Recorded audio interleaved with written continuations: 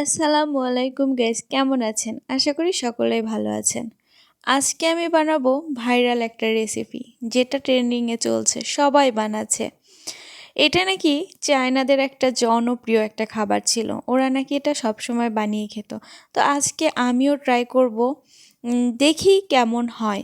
আমার সাথেই থাকুন, দেখতে থাকুন আমি কি বানাচ্ছি। প্রথমে আমি লবণ আর পানির মধ্যে কিছু ময়দা দিয়ে গোলা তৈরি করে নিয়েছি। ও, একটা ডিমও দিয়েছিলাম। তারপরে এটা বোতল ফুটা করে বোতলের মধ্যে আটাগুলোকে এভাবে ঢুকিয়ে নেব। তারপরে বোতলের মুখটা ফুটো করে নিব। কিছুদিন আগে একটা ভিডিও ভাইরাল হয়েছিল, সেটা হচ্ছে বোতল ফুটা করে পানির ফোয়ারা।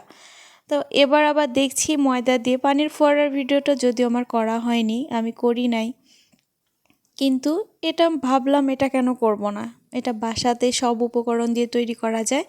এজন্য আমিও চলে এসেছি এই ভাইরাল রেসিপিটা তৈরি করার জন্য। তো এই রেসিপিটার জন্য আমি নিয়েছিলাম বাসায় থাকা কিছু সবজি আর সামান্য একটু মুরগির মাংস। মুরগির মাংসগুলোকে সেদ্ধ করে আমি একটু কুচি কুচি করে নিয়েছি, ঝুড়ে নিয়েছি। আর ফুলকপি, আলু কুচি কুচি করে এগুলো আমি পেঁয়াজের সাথে দিয়ে ভেজে নেব। তবে বিশ্বাস করবেন না, বাসায় থাকা উপকরণ দিয়ে যে এত সুন্দর টেস্টি একটা রেসিপি বানানো যেতে পারে আমি কল্পনাও করতে পারিনি। স্বাদ মতো লবণটা দিয়ে দিবেন। কিছু সয়া সস দিতে হয়, সেজন্য লবণের পরিমাণটা সামান্য একটু দিবেন, পরে দেখে কম বেশি করে দেওয়া যাবে। সবজির সাথে মাংসগুলোকেও একটু রান্না করে নেব। যদিও সেদ্ধ করা মাংস, তারপরেও ঝাল লবণ ঢোকার জন্য আমি এগুলোর সাথে একটু সেদ্ধ করে নেব, প্লাস রান্না করে ভেজে নেব। তার জন্য সামান্য একটু পানি দিয়ে দিলাম। আলু আছে, ফুলকপি আছে, সামান্য একটু ধনে গুঁড়া আর গোলমরিচের গুঁড়া দিয়েছিলাম। আপনারা আপনাদের স্বাদ মতো ঝালটা মিশিয়ে নেবেন। আর এখানে আমি সস তৈরি করে নিচ্ছিলাম। আমার সয়া সসটা একদমই ছিল না বাসায়, সামান্য একটু দিয়েছিলাম, আর একটু দিলে ভালো হতো। তো এর মধ্যে দিয়েছি টমেটো সস, সয়া সস আর চিলি সস। চিলি সসটা আপনারা ঝাল যে যতটুকু খান ততটুকুই ব্যবহার করবেন।